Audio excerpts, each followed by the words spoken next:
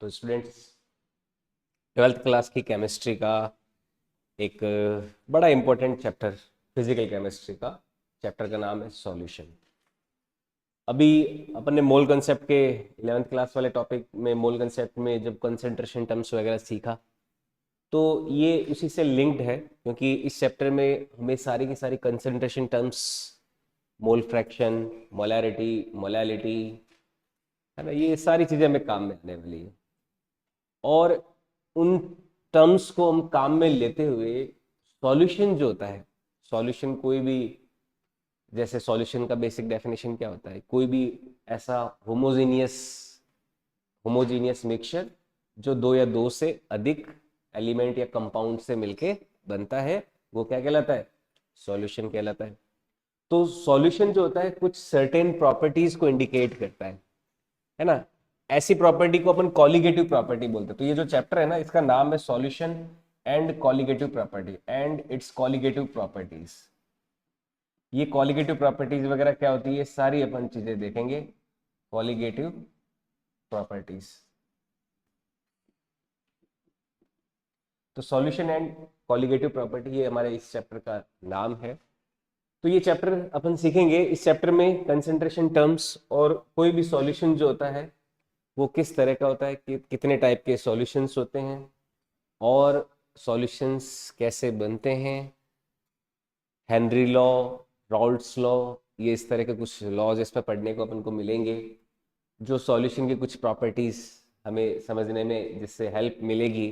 फिर आएगा colligative properties, जिसमें अलग अलग तरह की जो कॉलिगेटिव प्रॉपर्टी ऐसी प्रॉपर्टी जो सॉल्यूट के नंबर्स पे डिपेंड करती है।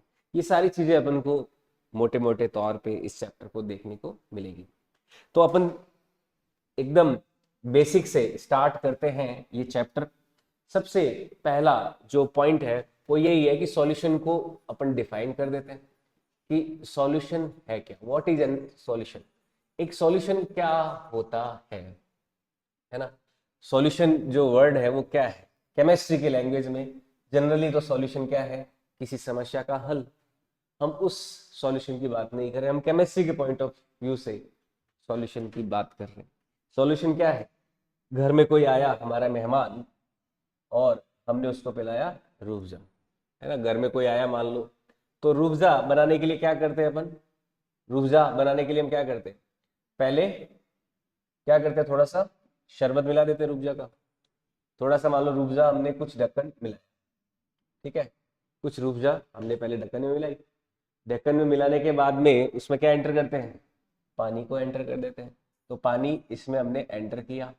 पानी को एंटर करने के बाद में मान लो पानी एंटर किया, तो अपन क्या चेक करते हैं? पानी जब एंटर करते हैं तो पहले वो मिलता नहीं है। फिर हम क्या करते हैं? चम्मच लेके आते हैं और चम्मच ला के इसको घोल देते हैं। तो घोलने के बाद में यही जो पूरा सिस्टम है, ये जो गिलास वगैरह है, वो किस तरह से हमें हमारे सामने बन के आती है। तो यही जो गिलास है, अब इसमें पानी से घोलने के बाद में देखो ये कैसे बन जाती है गिलास। इसमें जो हमारा शरबत है घोलने के बाद में इस तरह का बन जाता है।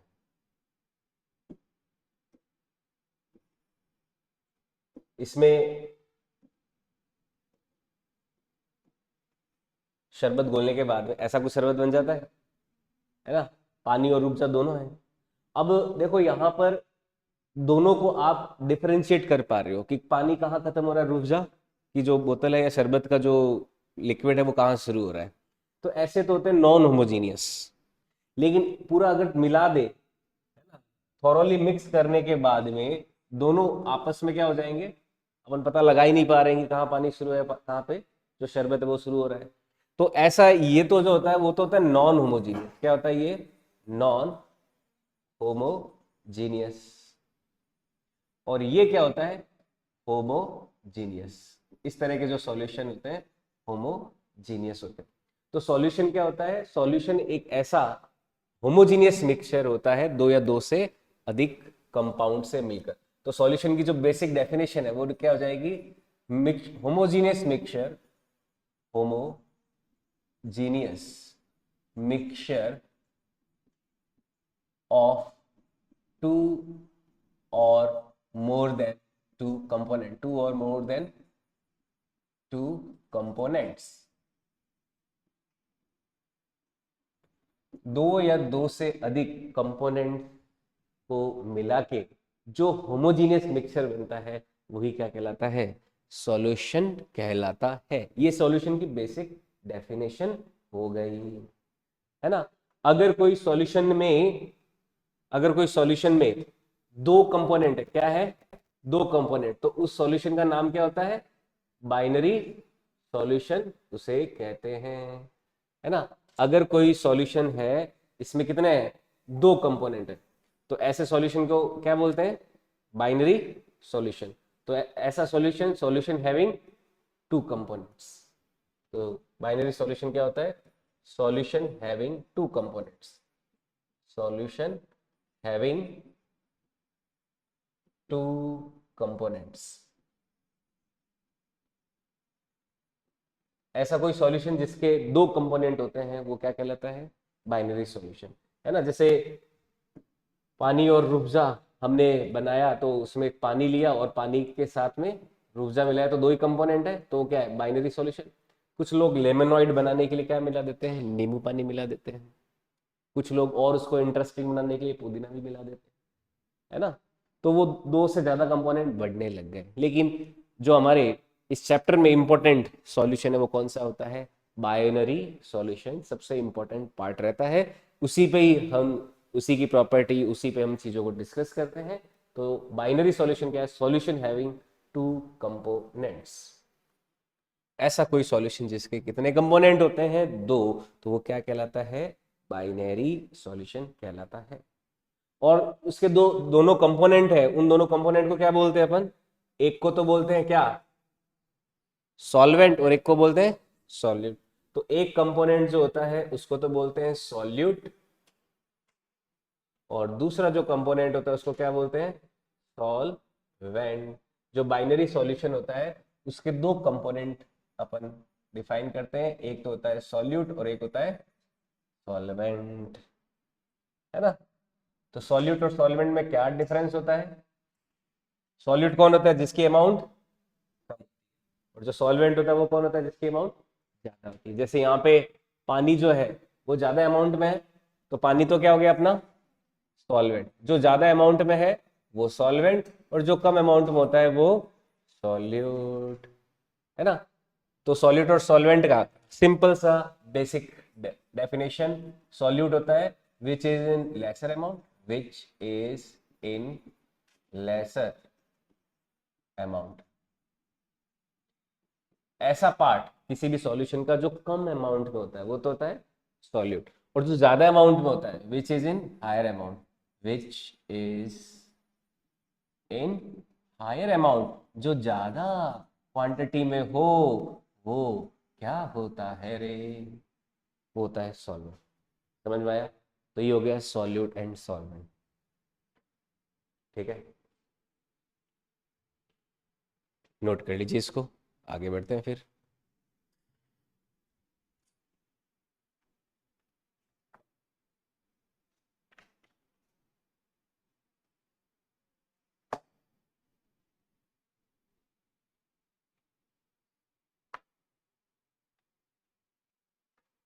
नोट कर लिया, ठीक है, आया समझ में। नॉर्मल सी बातें पहले भी डिस्कस कर चुके हैं, कंसेंट्रेशन टर्म केमिस्ट्री में हमने सीखी, उसमें भी। अब देखो,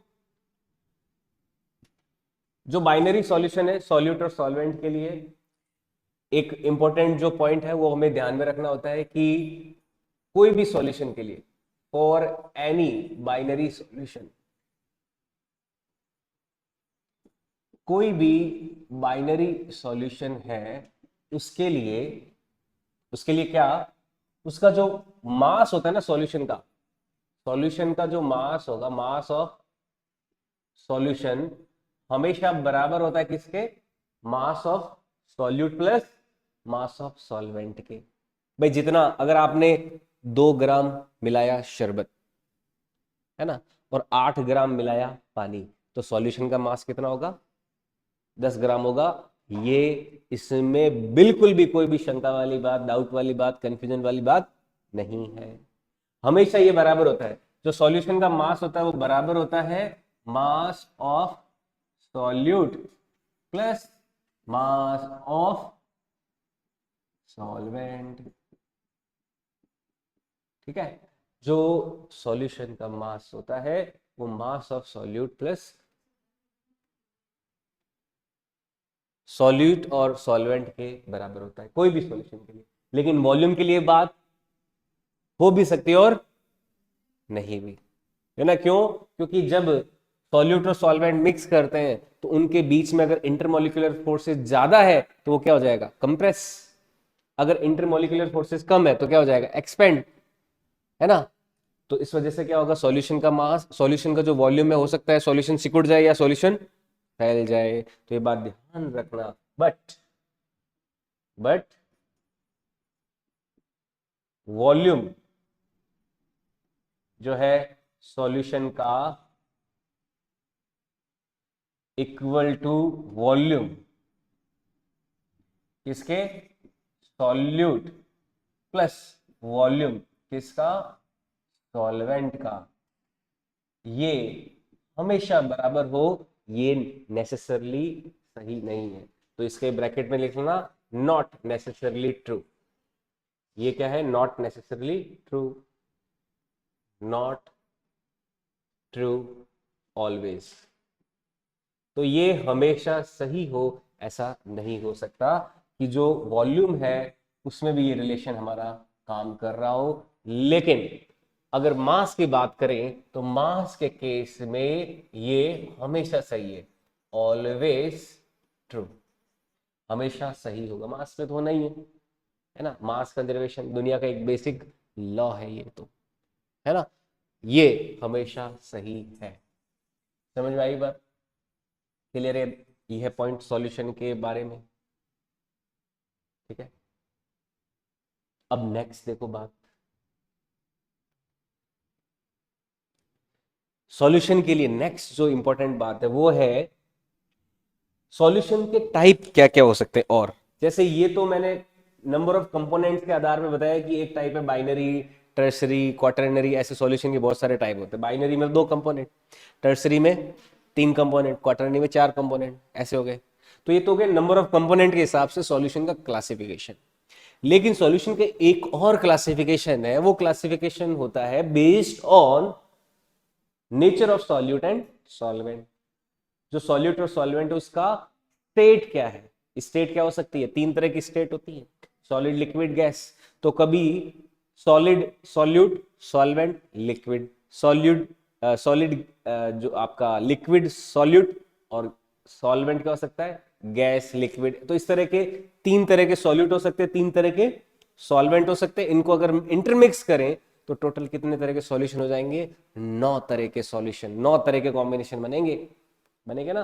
तो यहाँ पे जो state of solute and solvent है उसके बेसिस पे 9 तरह के अपन सॉल्यूशन को क्लासिफाई कर सकते हैं। तो यहाँ पे अपन लेते हैं types of solution, types of solution based on state, types of solution. ये टाइप्स ऑफ सॉल्यूशन है किस पे, किसका कौन सा टाइप है? ये based on state, based on state of solute and solvent. Solute and solvent की जो स्टेट है उसके बेसिस पे अपन टाइप्स देख रहे हैं, है ना। तो ये कौन कौन से हो सकते हैं, इसमें अपन एक चार्ट बना सकते हैं, है ना। जैसे पहला अगर लें, यहां पे ले सकते हैं, यहां पे ले लिया मान लो अपन ने सॉल्वेंट।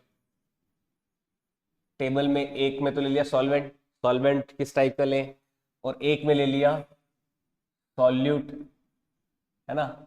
और एक चार्ट के एक पार्ट में ले लेते हैं उसका एग्जाम्पल। ठीक है, ये एनसीईआरटी में आपके चार्ट दिया हुआ है, उसी को ही अपन यहाँ पे समझेंगे। तो 3 अपन इसके पार्ट बना लेते हैं। और हर एक के अंदर 3-3 एंट्रीज आएगी, सॉल्यूट, सॉल्वेंट के टाइप में और उसके एग्जाम्पल में।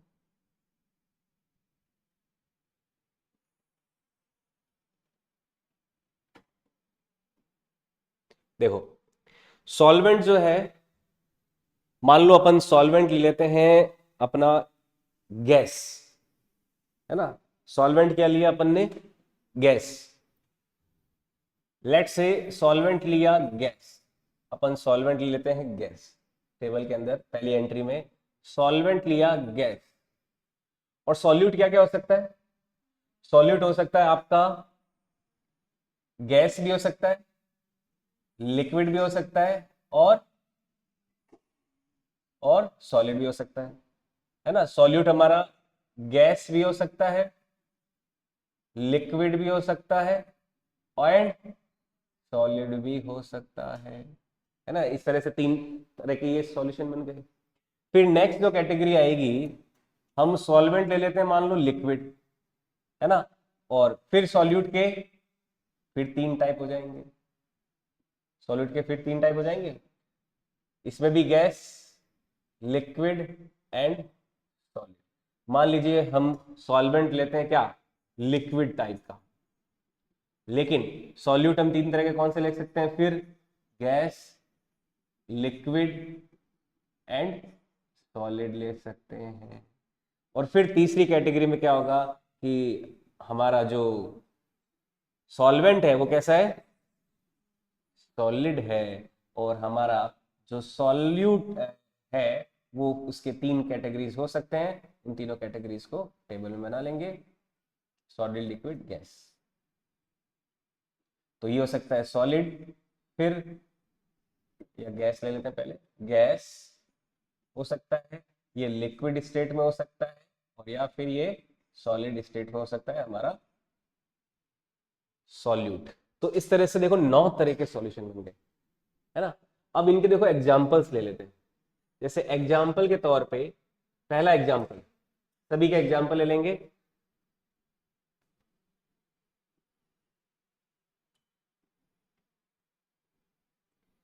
सबसे पहला एग्जाम्पल है कि जब गैस को गैस में मिक्स किया जाए, ऐसा कोई एग्जाम्पल बता सकते हो,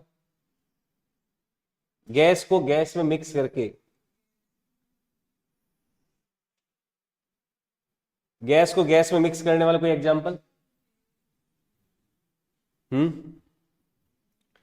अगर मान लो हम मैक्स मिक्स करें, इन्वायरमेंट है हमारा जो एयर होती है, एयर किससे मिलके बनी हुई होती है, गैस के मिक्सर से मिलके बनी होती है ना। इसमें मेजर कौन कौन सी गैसें होती है, ऑक्सीजन होती है और नाइट्रोजन होती है। तो जो मिक्सचर ऑफ O2 और N2 है ना, O2 प्लस N2 दोनों गैस स्टेट में होते हैं। O2 को N2 में मिक्स कर दिया, फिर N2 को O2 में मिक्स कर दिया, तो गैस का गैस में मिक्सर का ही एग्जाम्पल हो गया।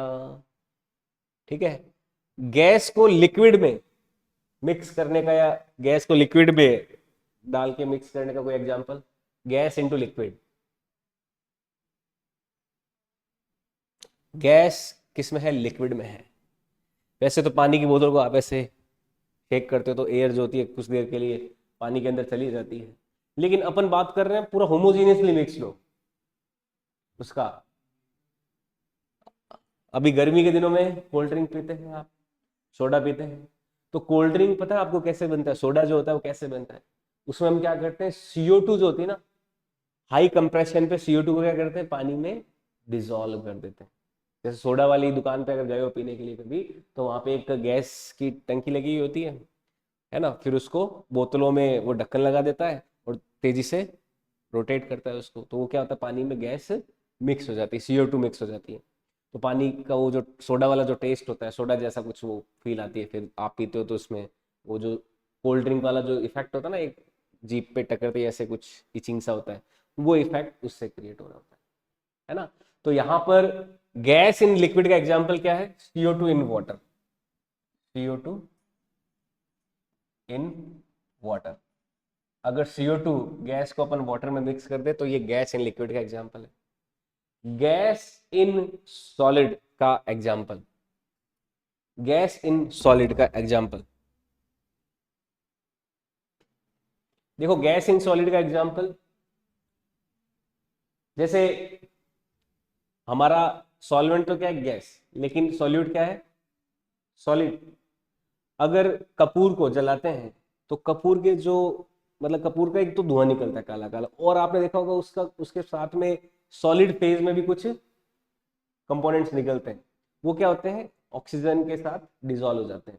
या फिर आप, मतलब हमें सॉल्वेंट तो गैस लेना है, सॉलिड लेना है, तो ये कैम्फर वाला सही एग्जांपल, कैम्फर इन,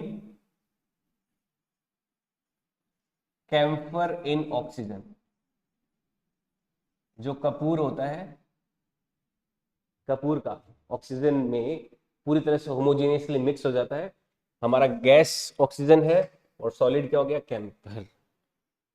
ठीक है, ये किसका एग्जांपल है, gas in, solid in gas का एग्जांपल है। ठीक है,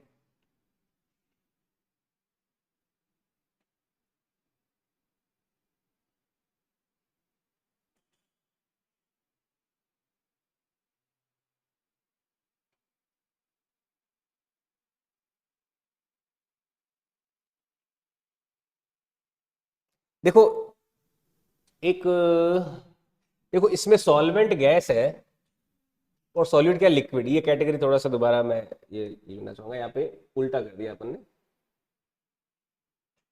ये कैटेगरी यहाँ पे आएगी। यहाँ पर हमारा जो सॉल्यूट है वो कम होना चाहिए ना, लिक्विड क्या होना चाहिए, कम, और सॉल्वेंट क्या होना चाहिए, ज्यादा, है ना।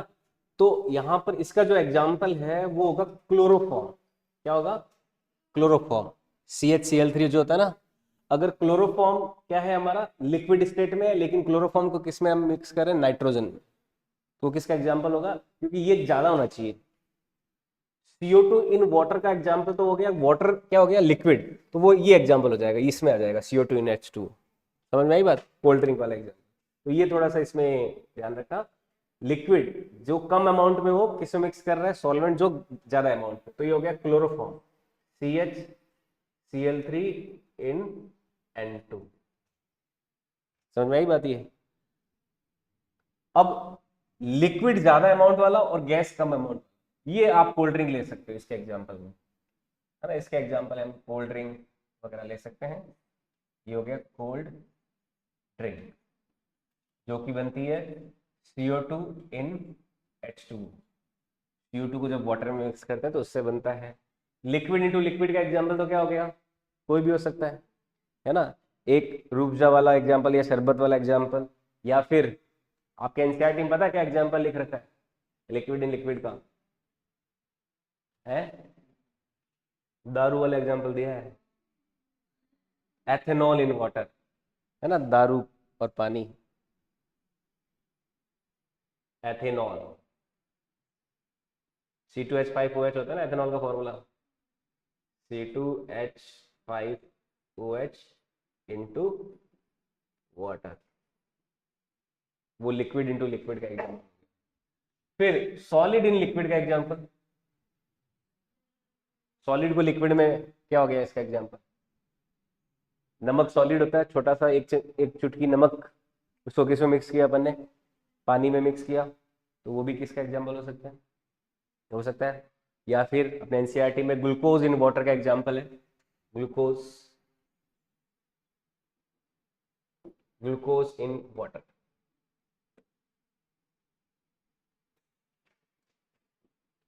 ग्लूकोज इनटू वाटर ले, तो वो किसका है, सॉलिड इन लिक्विड का एग्जाम्पल है।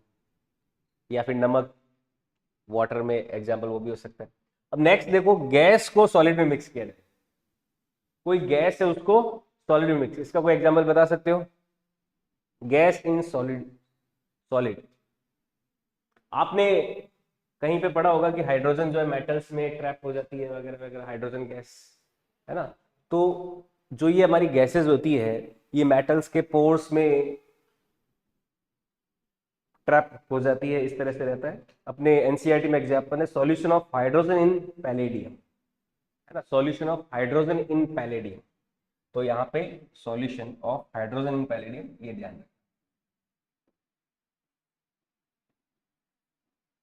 Solution of hydrogen in palladium. ये एग्जांपल हो गया गैस इन सॉलिड का। फिर लिक्विड इन सॉलिड का एग्जांपल। अच्छा, गैस इन सॉलिड से पता क्या बनता है? फोम बनता है। ये जो थर्माकोल शीट वगैरह होती है ना, इसमें सॉलिड वाला पोर्शन बहुत ज्यादा है, उसमें गैस क्या होती है, मिक्स कर देते हैं तो फोम बन जाता है। ठीक है। फिर लिक्विड इन सॉलिड का ये बनाता है जेली। जेली वाली टॉफी होती है ना, वो लिक्विड इन सॉलिड का एग्जांपल है। मतलब उसमें सॉलिड ज्यादा है, लिक्विड क्या है, पोर्शन कम है, तो वो जेली जैसा अपन को वो टेक्सचर मिल जाता है। इसका एग्जांपल एनसीईआरटी के हिसाब से amalgam of mercury with sodium. Amalgam of mercury, amalgam क्या होते हैं? मतलब इसमें क्या होता है कि हमें एक किसी कंपाउंड को प्रोटेक्ट करना हो तो उसको दूसरे में रखने वाला ये जो प्रोसेस है वो एमएलगम होता है। इसको और आगे अपन पढ़ेंगे। तो ये है amalgam of mercury with sodium. Amalgam of mercury with sodium, ये ध्यान रखना। Amalgam of mercury with sodium Na। ठीक है, ये इसका एग्जाम्पल होगा। फिर सॉलिड इन सॉलिड एग्जाम्पल, खोटा सोना, है ना, फेक गोल्ड। खोटे सोने को बनाने के लिए क्या करते हैं अपन? गोल्ड में किसको मिला देते हैं? कॉपर को, है ना, कॉपर इन गोल्ड। ये कॉपर इन गोल्ड इसका एग्जाम्पल हो जाएगा। कॉपर इन गोल्ड, गोल्ड में सोने को इस तांबे को मिला दिया। तो ये 9 तरह के सॉल्यूशन हो गए अलग अलग, जिसमें सॉल्वेंट की तीनों स्टेट और सॉल्यूट की जो तीनों स्टेट्स हैं उन सभी को लेते हुए अलग अलग तरह के टाइप्स ऑफ हमारे सॉल्यूशन बन सकते हैं। ठीक है, क्लियर है ये चीज? यही बात समझ में? इतने तरह के हमारे सॉल्यूशंस हो सकते हैं on the basis of state of solute and solvent. Clear? आई बात समझ में? आगे बढ़े, नोट कर लिए। नेक्स्ट देखो, अब देखो सॉल्यूशन को समझने के लिए हमें जो नेक्स्ट पार्ट इस चैप्टर में कवर अप करना होता है वो है कंसंट्रेशन टर्म्स, जो मैंने आपको ऑलरेडी सिखा रहे थे। एक बार तुरंत अपन रिकैप यहाँ पे भी कर लेंगे, है ना। कंसंट्रेशन टर्म्स, कंसंट्रेशन टर्म्स क्या होती है? वही जैसे कंसंट्रेशन,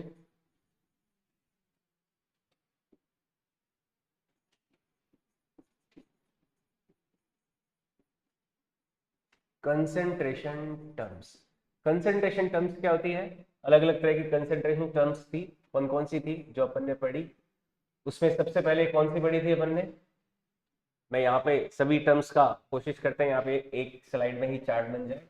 सबसे पहली जो कंसंट्रेशन थी कौन सी थी? Percentage composition, percentage composition. Percentage composition में क्या था? ऊपर तो आता है पार्ट्स ऑफ सॉल्यूट, नीचे क्या आता है? Parts of solution. इनटू क्या कर देते हैं? 100 कर देते हैं। यहाँ पे परसेंटेज कंपोजिशन में क्या करते हैं? पार्ट ऑफ सॉल्यूट, इसका फॉर्मूला भी लिख देते हैं। यहाँ पे क्या करते हैं? इक्वल टू होता है पार्ट्स ऑफ, ऊपर तो आता है सॉल्यूट का, नीचे आता है पार्ट्स ऑफ सॉल्वेंट का, इनटू क्या कर देते हैं? 100 कर देते हैं। तो ये परसेंटेज कंपोजिशन आ जाता है। ये परसेंटेज कंपोजिशन क्या था? 4 तरह का हो सकता है। 4 तरह का कौन कौन सा था? एक तो था W/W परसेंटेज, जिसमें ऊपर क्या आ गया? सॉल्यूट का मास, नीचे सॉल्यूशन का, सॉरी सॉल्वेंट नहीं, ये सॉल्यूशन है ना, सॉल्यूशन। ठीक है, तो यहाँ पे क्या आता है? वेट बाय वेट परसेंटेज में ऊपर तो मास ऑफ सॉल्यूट, नीचे मास ऑफ सॉल्यूशन इनटू 100 कर दिया। और नेक्स्ट कैटेगरी कौन सी थी इसमें? एक होता है वॉल्यूम बाय वॉल्यूम परसेंटेज। फिर एक कैटेगरी और कौन सी थी? वेट बाय वॉल्यूम परसेंटेज, और एक कैटेगरी थी वॉल्यूम बाय वेट परसेंटेज। ये 4 कैटेगरीज होती है परसेंटेज कंपोजिशन में, है ना। अच्छा, यहां पर एक और कैटेगरी भी होती है, देखो ध्यान से समझना। जैसे परसेंटेज कंपोजिशन है ना, वैसे पीपीएम और पीपीबी, ये दो टर्म्स भी होती है पार्ट्स का, अगर अपन ध्यान रखें तो। यहाँ पे देखो दो कैटेगरी और होती है, इनको बोलते हैं पीपीएम और पीपीबी। ये क्या होती है, इन कैटेगरीज को बोलते हैं पीपीएम, एक तो होती है पीपीएम और एक होती है पीपीबी, है ना, पीपीएम एंड पीपीबी। पीपीएम का फुल फॉर्म होता है पार्ट्स पर मिलियन, और पीपीबी का पार्ट्स पर बिलियन। पीपीएम और पीपीबी होता है पार्ट्स पर मिलियन एंड पार्ट्स पर बिलियन। तो पहले तो फुल फॉर्म इनका, बाद में इनका मीनिंग। ये होता है पार्ट्स पर मिलियन, और पीपीबी होता है पार्ट्स पर बिलियन।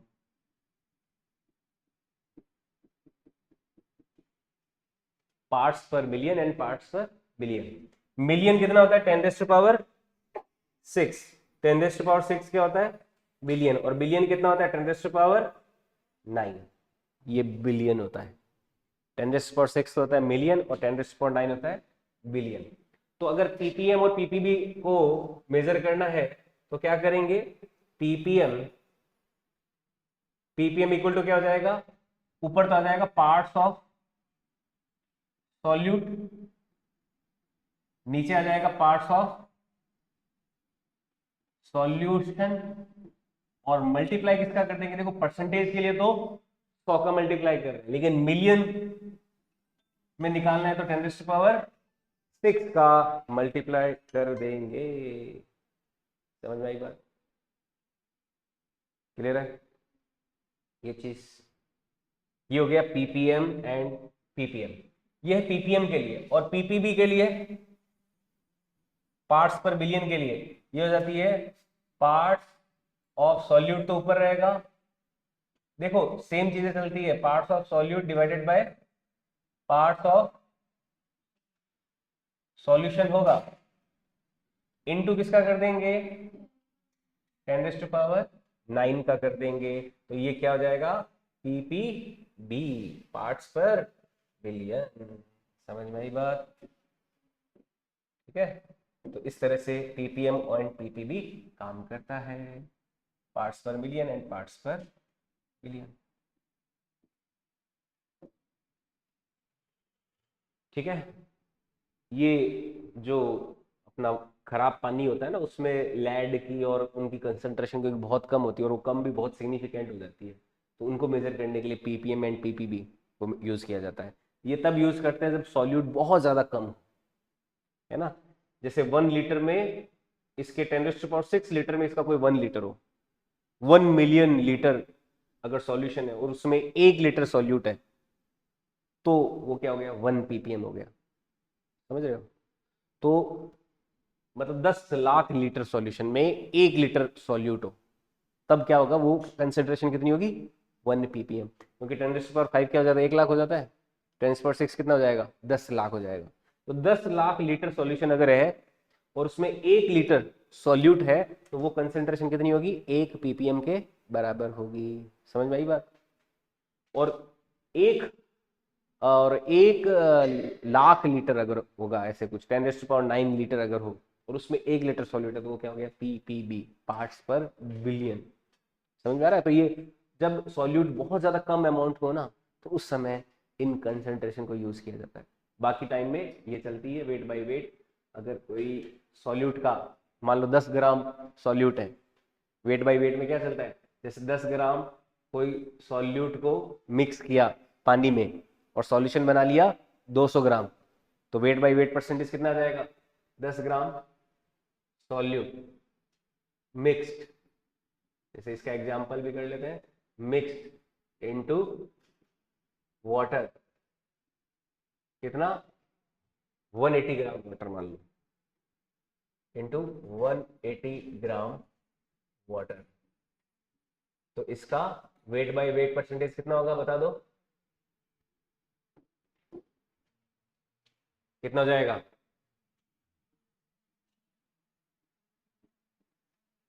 अगर 10 ग्राम कोई सॉल्यूट है, वो 180 ग्राम पानी में मिला है, मान लो यूरिया मिला लिया 10 ग्राम को, 10 ग्राम में लेकर आप कैलकुलेशन के लिए 20 ग्राम ले लीजिए, 20 ग्राम ले लीजिए। 20 ग्राम कोई सॉल्यूट हमने मिलाया 180 ग्राम पानी में, तो उस सॉल्यूशन का वेट बाय वेट परसेंटेज कितना होगा? कितना आ जाएगा वेट बाय वेट परसेंटेज? तो सॉल्यूट कितना? 20। सॉल्यूशन बताओ कितना है?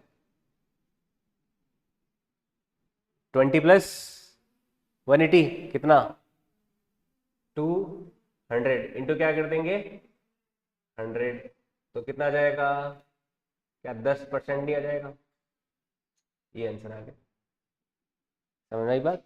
तो ये 10% हो जाएगा वेट बाय वेट, इसको बोलेंगे 10% weight by weight solution, 10% weight by. ठीक है, तो ये हमारे कुछ, ये तो हमने इनके एग्जांपल्स किए थे ये सारे, और ये पीपीएम और पीपीबी भी ध्यान रखना। ओके,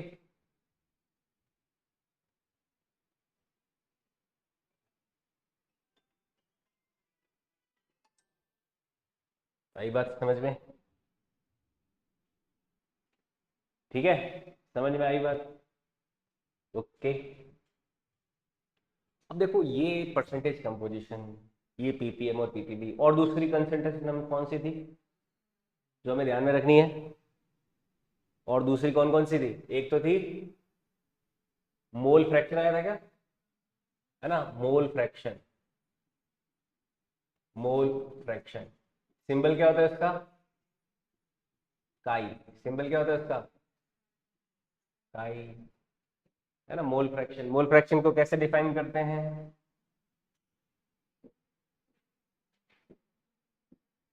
मोल फ्रैक्शन काई, जैसे कोई भी कोई भी मिक्सर लिया हमने, उस मिक्सचर के अंदर हम क्या करते हैं? उस मिक्सचर के अंदर हम क्या करते हैं? कुछ सॉल्यूट ले लेते हैं, मान लो ए पार्ट सॉल्यूट का ले लिया, और हमने ले लिया मान लीजिए बी पार्ट, दूसरा कोई सॉल्वेंट ले लिया, या कोई दूसरा पार्ट ले लिया किसी मिक्सचर को बनाने में, है ना। तो ऐसे केस में जो मोल फ्रैक्शन ऑफ ए है, वो तो क्या हो जाते हैं? Moles of A divided by total moles of solution. फिर मोल फ्रैक्शन ऑफ बी क्या होगा? Mole fraction of B divided by total moles of solution.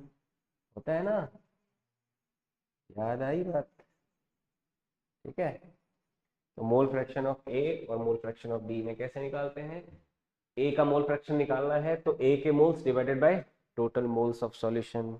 B का मोल फ्रैक्शन क्या हो जाएगा? बी के mole divided by total moles of solution. इससे काई काई बी आ जाता है, मोल फ्रैक्शन आ जाते हैं।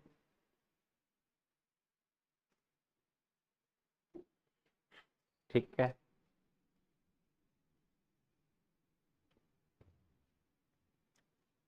ना।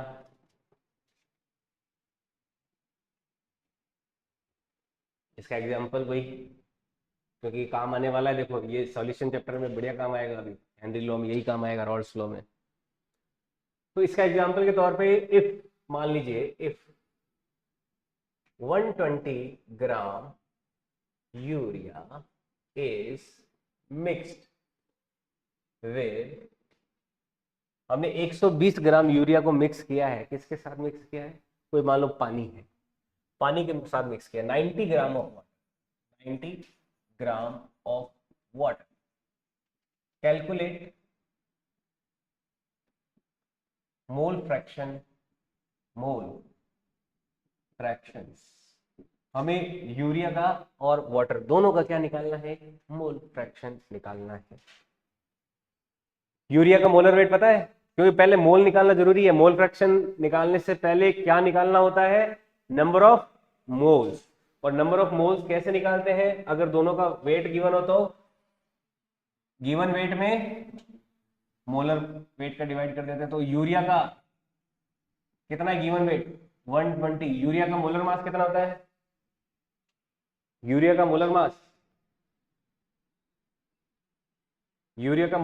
60 होता है। अभी ध्यान रखना, यूरिया MW ये होता है 60 ग्राम। ठीक है, यूरिया का 60 होता है मोलर मास। तो यूरिया के नंबर ऑफ मोल्स कितने हो गए? 2। और वाटर के नंबर ऑफ मोल्स कितने हो जाएंगे? 90 में किसका डिवाइड कर दें? 18 का। तो कितने हो गए? 5। कितने आदमी थे? सरदार 2। और तुम कितने थे? हम तो बहुत सारे थे। फिर भी आ गए खाली हाथ। क्या सोचा था? सरदार खुश होगा, इनाम देगा, वाह वाह करेगा, है? तो दोनों के मोल आगे। पहले मोल फ्रैक्शन निकालने से पहले क्या निकालोगे? मोल निकालोगे, ये बात ध्यान रखना। बिना मोल के मोल फ्रैक्शन तो नहीं निकलेगा, है ना? तो यूरिया के और वाटर के मोल आ गए। अब बताओ मोल फ्रैक्शन बता दीजिए फटाफट। यूरिया का, यूरिया कितने हो जाएंगे? 2/2 + 5। तो कितना हो गया? 2/7। और वाटर के मोल फ्रैक्शन 5/2 + 5, ये हो गया 5/7। ठीक है, ये हो गया यूरिया एंड ये हो गया वाटर के मोल फ्रैक्शंस। ठीक है, ये मोल फ्रैक्शन वाली कैलकुलेशन है। फिर कंसेंट्रेशन टर्म्स कौन सी अपन ने पढ़ी थी? मोलैरिटी, फिर मोलैलिटी, वो भी दोनों अपन को आनी चाहिए, इस चैप्टर में आगे बहुत काम आएगी। तो नेक्स्ट लेते हैं, नेक्स्ट ले आगे बढ़े। नेक्स्ट आगे कंसेंट्रेशन टर्म कौन सी? मोलैरिटी। मोलैरिटी, मोलैरिटी का सिंबल क्या होता है? Capital M।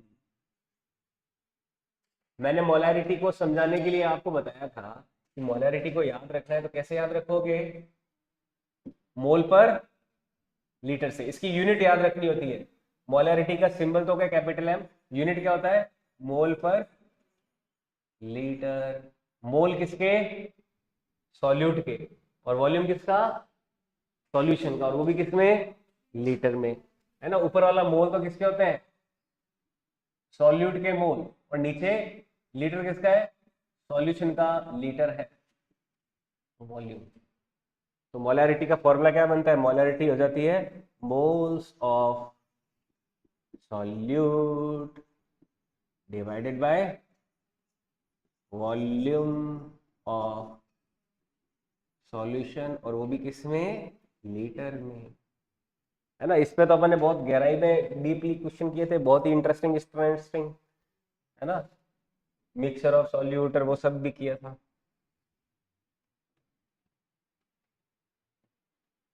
छोटा सा एग्जांपल ले लेते हैं इसका। इस एग्जांपल के तौर पे मान लो इफ अपन मिक्स कर रहे हैं, if 80 gram NaOH is mixed in water to prepare 500 ml of solution, calculate molarity। मैंने तो देखो आपको डेंसिटी वाले सवाल वगैरह वो सारे कराए थे, इससे बहुत एडवांस लेवल का पढ़ा था ना अपने मोलैरिटी। अभी सिंपल से ही एक बार ऐसे ही आपके हाथ से निकल जाए, उसी का एक छोटा सा क्वेश्चन लेना है अपन को। बताओ क्या होगी मोलैरिटी?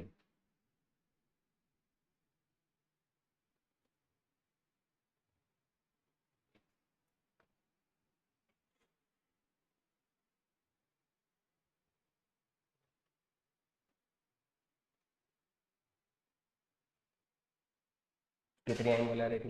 बता दो, निकाल लो। NaOH का मोलर मास कितना? सोडियम का 23, ऑक्सीजन का 16, हाइड्रोजन का 1। टोटल कितना हो गया? NaOH का मोलर मास 40 हो गया। पहले तो मोल्स निकालोगे ना सॉल्यूट के। NaOH के मोल्स कितने हैं?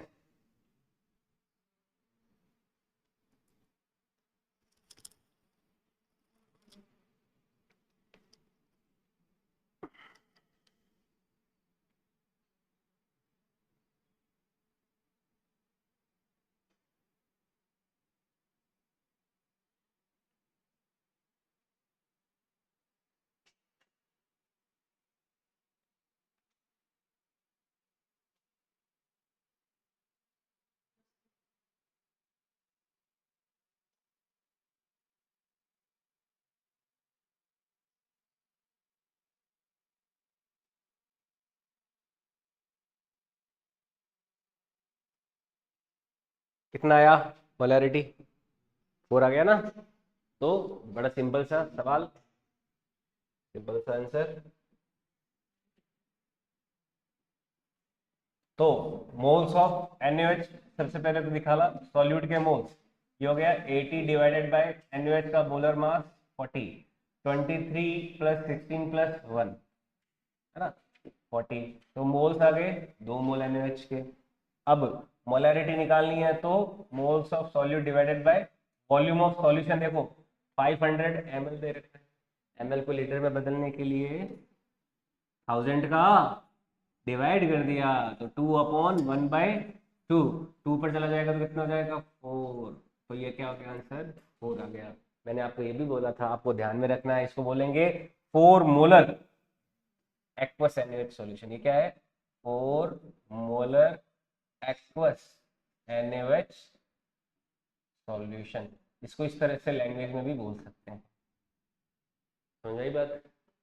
4 मोलर एक्वस NaOH सॉल्यूशन। ठीक है, ठीक है, ये है मोलैरिटी। फिर नेक्स्ट कौन सी? मोलैलिटी। फटाफट उसको भी रिवाइज कर लेते हैं। मोलैलिटी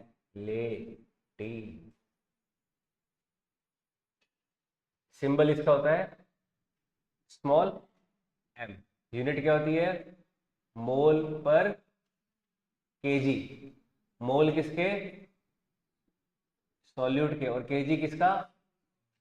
बस यही एक क्वांटिटी है जिसमें क्या काम आता है? सॉल्वेंट। और बाकी जितने भी क्वांटिटीज है उनमें सब में क्या काम आया है? सॉल्यूशन। नीचे डिवाइड किसका करते हैं? बाकी सब क्वांटिटीज में सॉल्यूशन का ही डिवाइड करते हैं। बस एक यही क्वांटिटी है जिसमें सॉल्वेंट के मास का डिवाइड किया जाता है। तो मोलैलिटी का फॉर्मूला क्या हो गया? Molality M is equal two moles of solute divided by mass of solvent. और मास भी सॉल्वेंट का किसमें? केजी में। ये मोलैलिटी। मोलैलिटी भी देखो इस चैप्टर में बड़ा काम आएगी। कॉलिगेटिव प्रॉपर्टी को जब अपन पढ़ेंगे तो वहां पे मोलैलिटी काम में आएगी कॉलिगेटिव प्रॉपर्टीज के लिए। और एग्जांपल के तौर पे इफ मान लो अपन ऐड करते हैं NaOH को ऐड करें 80 ग्राम NaOH। 80 gram NaOH is added into 200 gram water. Calculate molality of solution। अगर हमने 80 ग्राम सॉल्यूट ऐड किया, 80 ग्राम NaOH ऐड किया किसमें? 200 ग्राम पानी में। तो बताओ उसकी मोलैलिटी क्या होगी? क्या होगी? कितना है बताओ?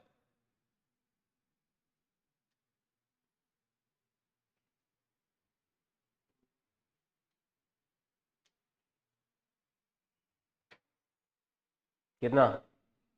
10 आ जाएगा ना, क्योंकि मोल्स तो कितने हो गए 2। और मोलैलिटी के लिए डिवाइड करेंगे 200 का, लेकिन केजी में बदलने के लिए 1000 का डिवाइड। तो ये हो गया 2 डिवाइडेड बाय 1/5। 5 ऊपर जाएगा तो कितना हो जाएगा 10। तो ये 10 आंसर आ जाएगा। इसको बोलेंगे 10 मोलल। मोलर नहीं बोल के molal. Molal aqueous NaOH solution. ठीक है, ये इसकी लैंग्वेज हो जाएगी इस सॉल्यूशन की डेटा को पढ़ने की। ठीक है, ये थी मोलैलिटी। तो इस तरह से ये कुछ कंसेंट्रेशन टर्म्स है इंपॉर्टेंट जो इस चैप्टर में अपन को काम आने वाली है, जिनका अपन यूज करेंगे, है ना। मोलैलिटी, मोलैरिटी, कुछ ये एग्जांपल्स जो है एनसीईआरटी के इंडेक्स क्वेश्चन वगैरह वो सारे आपको करने हैं। जैसे एक क्वेश्चन,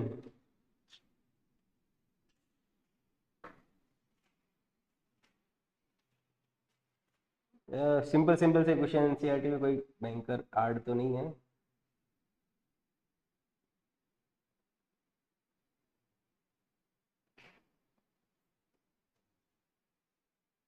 ये आपको इंडेक्स क्वेश्चन और ये सारी चीजें आपको करनी है।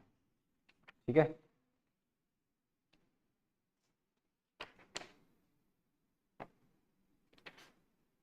आगे बढ़े।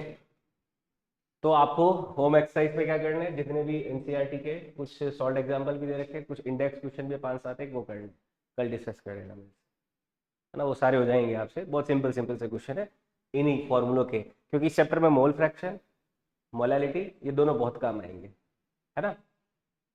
अब देखो आगे बढ़ते हैं, ये कंसेंट्रेशन टर्म्स रिवाइज किया। नेक्स्ट जो अपन टर्म पढ़ने वाले हैं, दैट टर्म इज सॉल्युबिलिटी।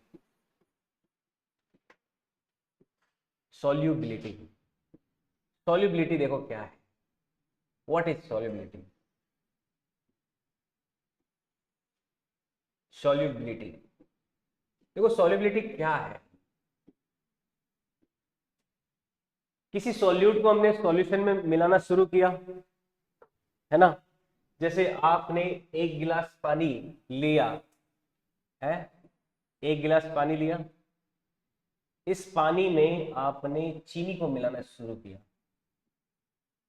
ठीक है, ये मान लीजिए एक गिलास पानी है और इसमें हम क्या मिलाने वाले हैं, शुगर मिलाने वाले हैं। तो चीनी का चम्मच, चीनी चम्मच से हम क्या मिलाने वाले हैं, चीनी मिलाने। तो एक चम्मच मिलाया, चीनी घुल गई। ठीक है, फिर दूसरा चम्मच मिलाया, चीनी घुल गई। तीसरा मिलाया, चीनी घुली पर थोड़ा सा दाने नीचे रह गए, रह जाते हैं ना। और मिलाओगे तो फिर, और मिलाओगे फिर घुलना बंद हो जाएगी ना, एक ऐसा समय आएगा। तो यहाँ पे कोई भी सॉल्यूट जो है वो किसी सॉल्वेंट में, ऐसा नहीं है कि अपन बहुत ज्यादा मिक्स कर सकें, उसकी एक फिक्स मैक्सिमम अमाउंट को ही क्या कर सकते हैं, मिक्स कर सकते हैं। और उसी अमाउंट को क्या बोलते हैं, सॉल्युबिलिटी बोलते हैं। सॉल्युबिलिटी क्या होती है, maximum amount of solute which can dissolve in A solution. और उसमें भी देखो क्या लोचा है या फिर क्या कंडीशन है, अगर आप चीनी को पानी में मिलाते हो, तो मान लो 4 चम्मच चीनी मिलाने के बाद में 5वां चम्मच मिलने में थोड़ा सा डिफिकल्टी आ रही है, पर आप उस पानी को क्या करो, गैस पे चढ़ा दो, गर्म करो, उस पतीले का टेम्परेचर बढ़ा दो, तो क्या चीनी अब और ज्यादा डिजोल्व नहीं होगी। यानी कि सॉल्युबिलिटी क्या होती है, टेम्परेचर से इफेक्ट होती है। टेम्परेचर बढ़ाओगे तो सॉल्युबिलिटी बढ़ सकती है, सॉल्युबिलिटी घट भी सकती है, बढ़ भी सकती है, अलग अलग कारण होते हैं, वो आगे भी अपन देखना है अपन। तो टेम्परेचर से सॉल्युबिलिटी पे फर्क पड़ता है। और किससे फर्क पड़ता है, प्रेशर से भी फर्क पड़ता है। प्रेशर भी बढ़ाते हैं तो, क्योंकि आप देखते हो ना CO2 को पानी में मिलाते हैं तो प्रेशर बढ़ाने से सॉल्युबिलिटी क्या होगी, उसकी बढ़ गई।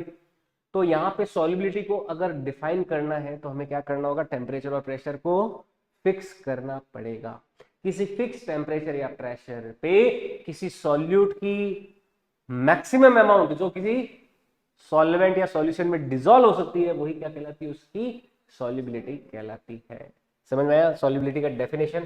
तो सॉल्युबिलिटी का डेफिनेशन क्या हो जाता है, the maximum amount, the maximum amount of solute which can dissolve into any solvent under fix temperature and pressure, under fix temperature and pressure is called solubility। समझ में आया solubility की डेफिनेशन? कि कोई भी सॉल्यूट का जो मैक्सिमम अमाउंट है जो अपन डिसॉल्व कर सकते हैं किसी फिक्स टेम्परेचर एंड प्रेशर की कंडीशन के लिए, वो जो मैक्सिमम अमाउंट है वो क्या कहलाता है? सॉल्यूबिलिटी कहलाता है उस सॉल्यूशन के लिए। ठीक है,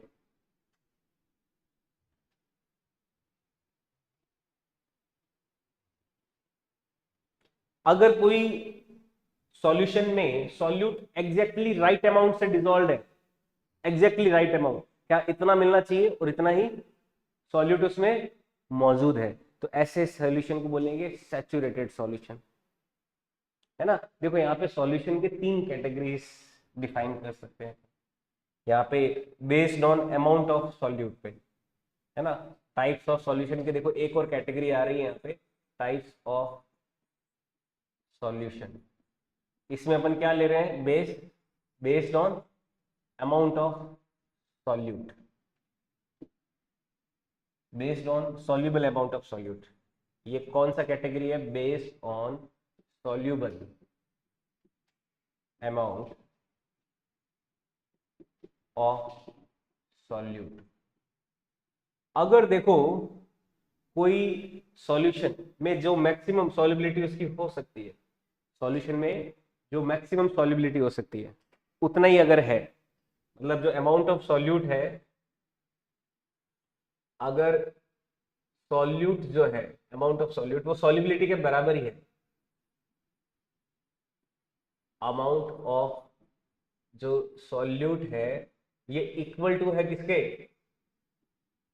सॉल्युबिलिटी के। एग्जैक्टली इक्वल है, इतना ही घुल सकता था और इतना ही घुला, तो ऐसे केस में सॉल्यूशन को क्या बोलते हैं? Saturated solution. तो ऐसे केस में सॉल्यूशन को बोलते हैं सैचुरेटेड सॉल्यूशन।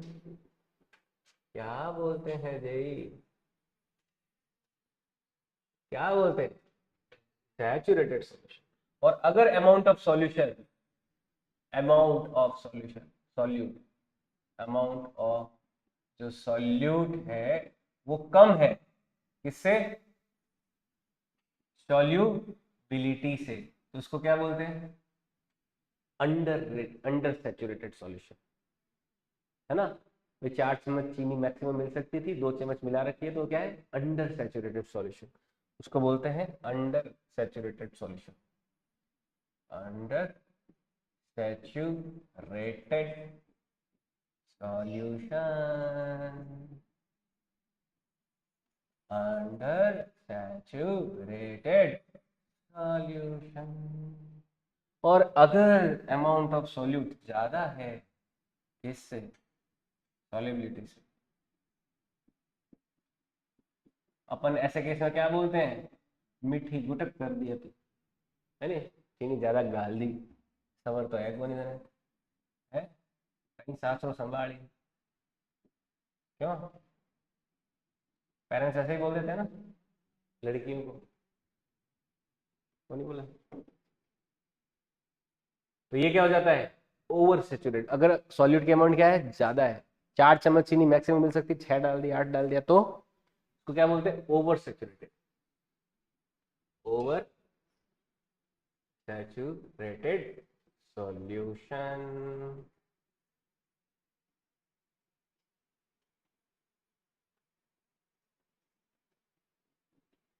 मैं तो आज ही गरज यार गंज पी सकते। क्यों?